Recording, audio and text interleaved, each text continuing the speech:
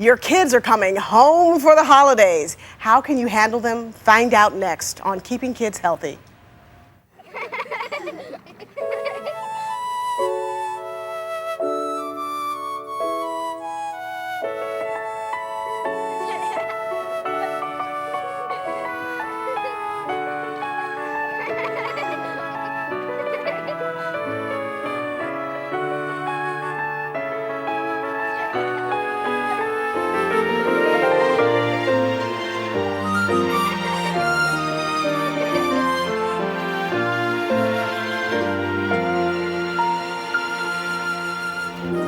Hello, I'm Dr. Winnie King, and welcome to Keeping Kids Healthy. This is a program about your children's health, and it comes to you from the lobby of the Children's Hospital at Montefiore in the Bronx. In a few minutes, we'll be telling you how to protect your children from hearing loss, and we'll be captioning that part of the show for our hearing-impaired viewers. But first, let's look at an issue that all of us have to deal with because every one of our children is going to be a teenager someday.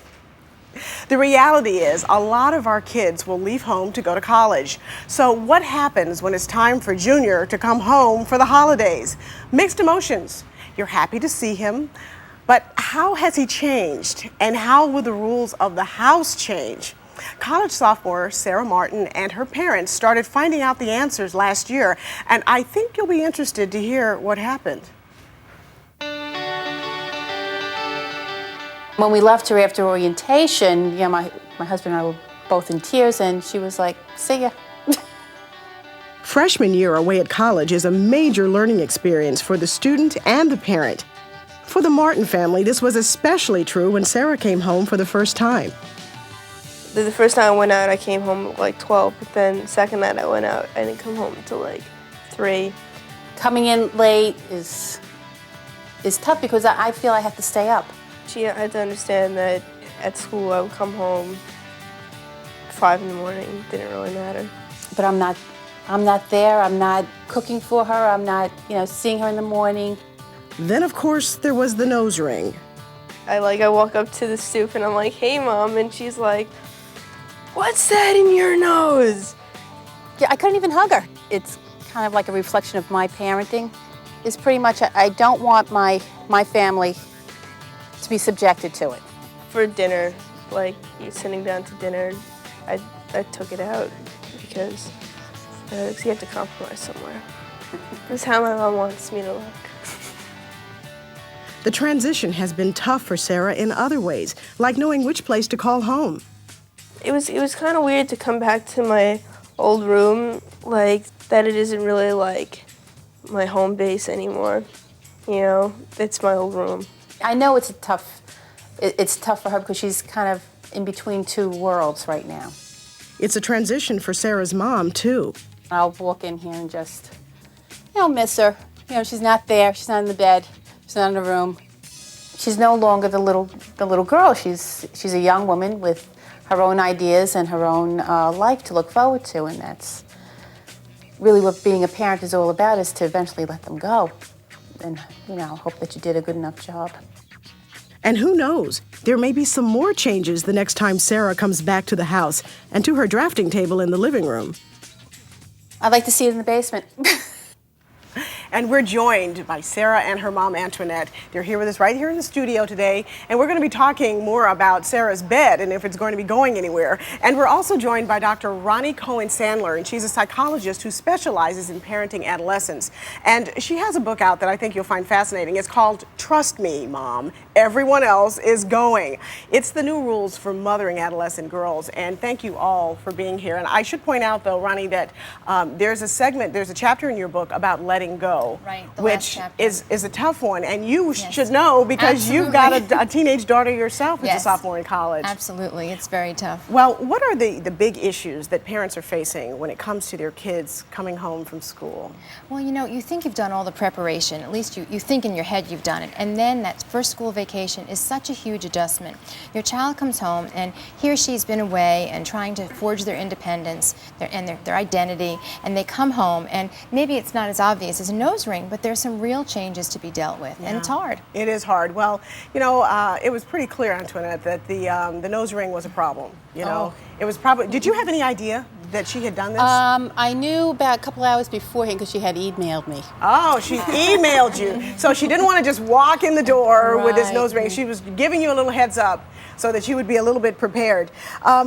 This is something that a lot of kids will do sometimes when they go out of the home, just as a way of sort of asserting themselves and Exactly. letting people know, hey, I'm my own person. That's How right. do you as a parent react when you want to just like strangle them? You know, what do you do? What's the right thing? Well, the right thing, of course, is to talk to yourself and to calm yourself down. Yes, and to calm tell- down is good. Exactly, right? Not overreact right away, but to tell yourself, this is my child saying, this is my body, not yours, and I can make these decisions about my body. And you really have to respect that because your child is not 13 or 14 anymore.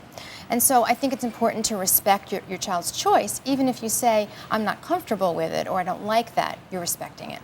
Well, would you have done it differently now, Antoinette, looking back on it? Probably not because, I would have still reacted saying, it's ugly. Yeah, you don't like it. And even now, you still... No, I still don't like You're it. still not happy. No. Does it bother you that your mom doesn't like it? I don't expect her to like it, no. But, and it doesn't really bother me because I know that she'll never get used to it and she doesn't have to. Well, you know, besides the piercings, the nose rings, the tattoos, children also, when they, and I say children, I don't mean to put you as a child because you're a young adult, but when you get out of the home, you change your lifestyle in terms of hours of being awake. Right. And when you're at home, maybe you have to go to bed at 10 o'clock at night or 11 o'clock when you're in college. All of a sudden, there's no one there to tell you when to go to bed. How should parents deal with a child or a young adult coming home who's used to stand up till 2 o'clock in the morning and now lights out in the home at 11 o'clock? Requires a lot of negotiation, because kids have to realize when they come home that they're not coming home to their dorm either. It's not their dorm. There are parents living there, maybe siblings living there, and they have to be a little more aware of the fact that, you go to someone's house as a guest, you're courteous, that kind of thing. But parents have to realize that their child isn't going to come home and act as if they were in high school. They're used to being out till all hours. They're used to not having to ask their parents when they're coming home. So it requires a little bit of negotiation and compromise like you did. Well, Sarah, what do you say to that? Did you have a problem when you came home with maybe mom saying, okay, you're back in my house now, so we're going to do it by my rules? Well, she's always waited up for me whenever I come home, and all throughout high school, I respected the curfew and whatever. And then even when I came home, it's I didn't want to come home at 1 o'clock and whatever because my friends usually lived at least sometimes 20 minutes away, and I have to drive back. So that means you have to actually leave at 12:30 and drive back home, and whatever. And I feel like I'm missing out with things that happen after I leave. Oh, and we cannot have that, child. We cannot miss out on all that fun. That's right. So she knew that I had a right to stay out as late as I want, but I still felt guilty coming home at 2 in the morning because I know that she's waiting up and she has to go to sleep and do things in the morning. And you were waiting up, weren't you? Yeah, I can stay up. Yeah. Because you can't go to sleep, you're No, work. well, it's something. She does call. Yeah. She gives me a general time when she's coming home. Yeah. If she's going to be much later, she does call, and that's fine. She's not dead on the side of the road. Yeah, so well, that's the thing. You get this image in your head that something horrible's Right. happened. But one of the things that happens a lot when our kids come home is, we're so excited that they're coming home. We've got everything all planned. The bedroom is all set up just like it used to be. And they want to go and hang out with their friends. They're like, okay, thanks, Mom. Good to see you. Bye. I got to go hang out with my buddies. How do you handle that? It's so disappointing. It's so disappointing, and I certainly know this personally. You're hanging on every word your child says. You've been waiting 3 weeks, 4 weeks, 6 weeks for them to come home, and you have in mind this glorious family reunion. And of course, you want to treasure every moment. And they come home and they think that a family dinner is it. They don't want to hang out with the family any more than they did when they were in high school. Right. You have to recognize that. You have to let go a little bit, which Let is go. very difficult. Those are fighting words, right, when it comes to moms, letting go. Yeah, But I let's reckon. talk about maybe letting go of some furniture. I mean, Sarah has her bed at the house, but she's away at school. Do you think you're going to move the bed? Well, I rearranged it a little bit, so there's some floor space to walk around in, especially when they came to film. And, So things were a little bit different. The bed wasn't where it had been before. Right, I moved the bed. But she can move it back. Yeah. I think it's a better spot, but she can move it back. Yeah, and you moved a table, you moved the bed, you moved several things Moved a around. few things. But how did you feel coming home and finding things a little different? Well, I just, like, I don't like the idea that somebody went through my stuff even to just clean. Like, it's nice that you clean, but I'd rather things be where they are so I can find them. Sure. And you know, you things, want and her like to ask permission to move your things around, right? I mean, goodness, Right. that's your room, and you're so used to it. You know, what's the right etiquette for that? It's your house, for goodness sakes. I mean, can you just move things around? It is. I wouldn't recommend it, though, because ironically, one of the things that helps teenagers to move away and establish their own lives is thinking or knowing that everything in their home is staying exactly the way it is. You know, Right. they want everything to stay the same. Sure. It helps them to feel secure. Right, So coming I back. would say, give them a lot of warning, talk to them about how they feel about it, and be sensitive to that. Thanks, Dr. Ronnie Cohen-Sandler, and to the Martins for coming on and sharing your experiences and your advice on how to cope with your college students' homecoming. And now, as you can see, we're captioning this next part of the show so that our hearing-impaired viewers can follow along. Imagine how you would feel if you found out your newborn baby was hard of hearing. Well, more than 3 out of every 1,000 babies are born with a significant hearing loss, and many others can lose their hearing later on. We're going to show you how to recognize the symptoms of hearing loss and what you can do about it. But we begin with the heartache many parents of newborns suffer when they first discover that their child is deaf. Reporter Jim Bunn has that story. She was their firstborn, and as parents do, Amanda Massab's mother had already pictured what a little girl's life would be like. Then, a parent's worst nightmare.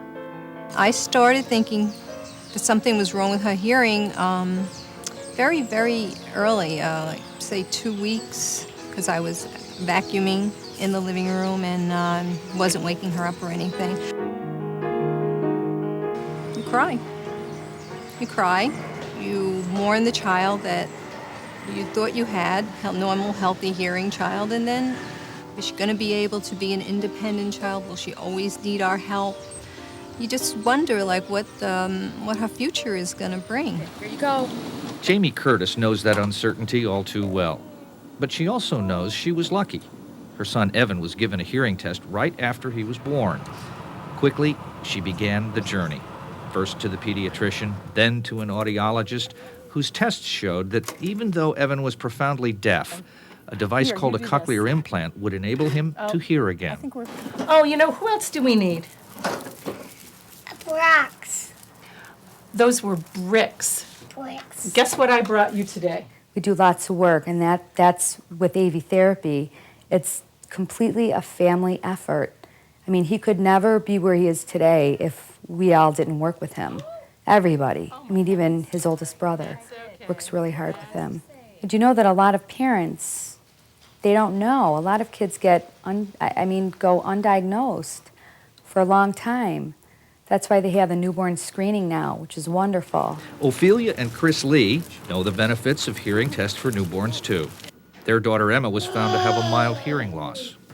It's really important to catch this problem early. And so if this had not been detected as early as it was, then there'd be a learning disability. It would take a while for her to catch up. Josephine Massab didn't have the benefit of that early screening for her daughter Amanda, but the life she had pictured for her little girl has flourished beyond her wildest dreams. Now 17, Amanda is a fashion model, a promising career, a life in bloom. Don't laugh at me. She and her boyfriend John go out on dates just like their friends. She goes to the same public high school as the rest of the kids in her neighborhood. 2/3, honey. See? Yep, do another third. I never lost hope for Amanda. There's so much out there for these kids.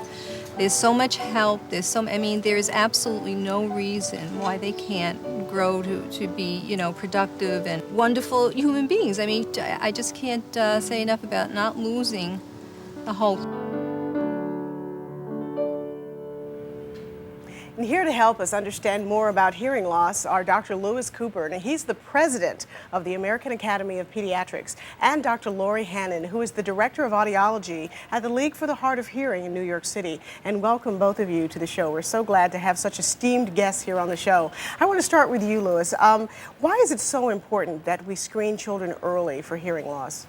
Because the first months of life are critical, and it's important to pick up babies at birth so that they can have the proper treatment. I think most parents think that you really can't tell if a child has a hearing problem so young. That's what's exciting. With new tools before the baby leaves the hospital, we can screen to see if that baby has a hearing loss. Now, can a parent insist if they have a pediatrician who maybe isn't so enthusiastic about doing the screening at birth? Can they push for this? Absolutely, and they shouldn't have to insist. In fact, in our 3 states, we all require it by law. If you have a child who's tested and appears to be fine at birth, what are the things that you can look for later? Because just because they're okay at birth with hearing doesn't mean they can't develop problems later. What are the kinds of things that they should be looking for? You're right, hearing loss can occur after birth, and some of the signs are behavioral. For example, from birth to 3 months, babies startle to loud sounds. By 3 to 6 months, they begin to turn to those sounds. By 7 to 9 months, babies begin to babble. At 9 to 12 months, they should understand no and bye-bye. From 12 to 18 months, babies should use a few single words, and by 24 months, they should be forming simple phrases.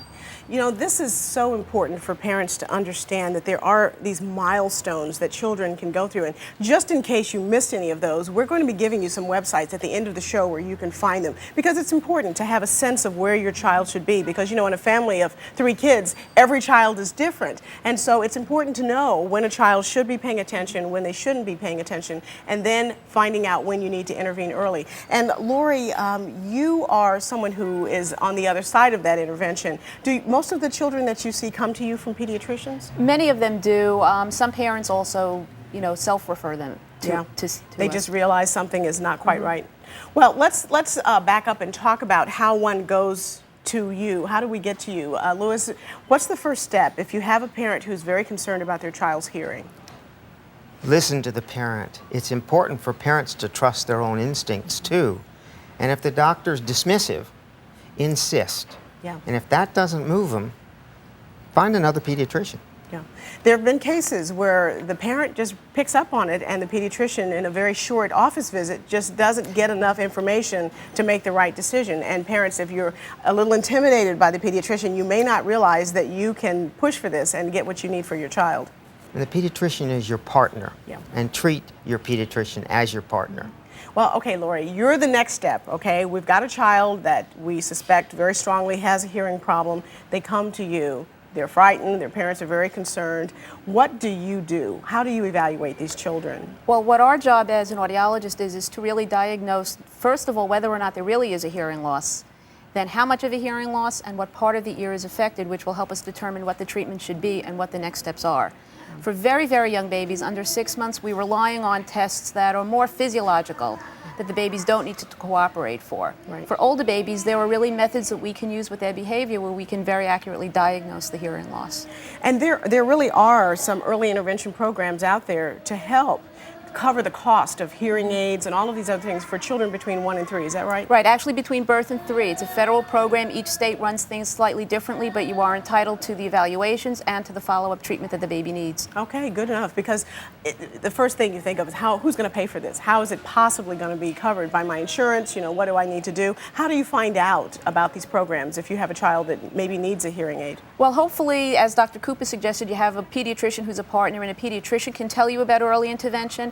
If not, then if a hearing loss is diagnosed, the audiologist should do it. And parents can also call up the Department of Health and find out about early intervention in their state. Okay. Now, your child may not be born with hearing loss, but it can still happen later. For one thing, hearing loss could be the result of chronic ear infections, so be sure to keep in touch with your doctor about them. But one of the most unnecessary and preventable causes of acquired hearing loss is loud noise. And let's go down to our demonstration table and demonstrate just exactly how bad that is, because it's a huge problem, the sounds that our children are being exposed to. Okay, what do we have here? And Dr. Cooper, you're going to assist us in this surgical procedure here and help us to get through this. Lori, what do you have here on the table for us? This is called a sound level meter, and it's a device that really can be used to do what it says. It can measure the level or the loudness of different sounds in the environment, tools, our voices. What we're going to use it today is to see the difference between these things we have on the table. This is a power drill. We use it at work. If we measure this right here, it measures, let's get a second measurement of this, 92 dB. Okay. Decibels are the level of loudness. To give you, if somebody was exposed to this level of loudness on the job, Right. by law they're required to use ear protection for that portion of the time. Okay. All right. Okay, now we can take, here we have a toy designed for an infant. It's a soft, cuddly looking little, Yeah, it very looks pretty cute, benign very and cute. Who wouldn't want to very play with cute that? toy. And if we measure him, if you notice, he has these little horns on his head, and if you squeeze his nose, they make noise. And if we measure that, you can see that that's measuring 117 dB. Wow. So actually, this toy That's louder than the drill. is louder than the drill. That's amazing. Now, it's not just big toys. We can take this little toy, which this is essentially a party favor. It's about 39 cents. And if we measure that, and he's pulling back because it's pretty loud, it's measuring 128 dB. That's amazing. So both of these toys that children could very easily play with, be exposed to, are louder than a power drill. Right. That's incredible. I'm sure that most parents have absolutely no idea. Absolutely not. In fact, the director of our noise center really is the person that actually ended up buying this for her baby and then realized what was happening. Now, how long would it take for a young child's ears getting exposed to this kind of sound, 128 decibels, before they started to experience some hearing loss? Well, the reality is with just a couple of minutes, a very few minutes a day of at this kind of level, 128 dB, if you did that repeatedly, you wouldn't develop a hearing loss very, very young, but you are putting yourself absolutely at risk for hearing loss in your teens and 20s. Okay. Now, we have a list of some of the noisy toys that you need to watch out for. Certain rattles and squeaky toys, musical toys such as electric guitars, drums, and horns, small phones for small children, lots of noise out of those phones, and toys which are designed to amplify the voice, and then toys that produce firearm sounds, and those are big favorites with little boys. They love those machine guns and those guns, right? Now, if your child does begin to lose her hearing, whether it's because of ear infections, noise, or even genetics, that loss can have a tremendous effect on every aspect of life. Here with us today is Mary Chang, a prominent dermatologist here in New York who began losing her hearing in her 20s and now has a severe hearing loss. And thank you so much for being here on the show. We really appreciate it. You know, this is tough. You know, when we look at losing hearing later in life, it's such a shock. You think you sort of made it. What were some of the biggest challenges that you faced when you were going through this diagnosis of hearing loss? Well, the biggest challenge initially was getting this diagnosis because I was doing well in school. School was easy for me. And then all of a sudden, certain professors were harder to understand and school was more of a struggle. And I actually went to the doctor myself and insisted on getting a hearing test, as was discussed just previously. And then everyone was shocked that I had a significant hearing loss. The second biggest challenge was accepting that I had this and dealing with the disability afterwards. Was anyone in your family in the same situation? Did they lose their hearing? It turns out that this is a genetically induced hearing loss, but no one had lost their hearing at the age that I did so young. Now, you're a mom and you're a doctor and you've got a very, very busy lifestyle. You know, what are some of those day-to-day challenges that you face? Well, as a physician, I actually changed fields. I was a pediatrician first, and I loved it. I loved children. But with the hearing loss, it was very difficult. And so I retrained as a dermatologist, and now I'm a pediatric dermatologist.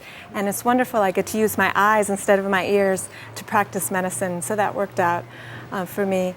Other things, day-to-day things, the telephone is extremely difficult for someone with a hearing loss. I ask people to email me or fax me.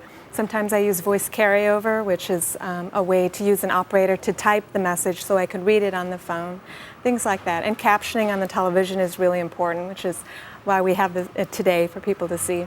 It must be really uncomfortable for you, though, to ask people constantly to make adjustments for you because of the hearing loss. How does it affect the way you feel? You know, because after a while you get a little over it. You know, you have to keep asking these things. That's right. It is difficult. I've been doing this almost every day for 15 years, and it's still difficult. But I know that if I don't do it, I'll feel worse. So I do have to assert myself and ask for what I need.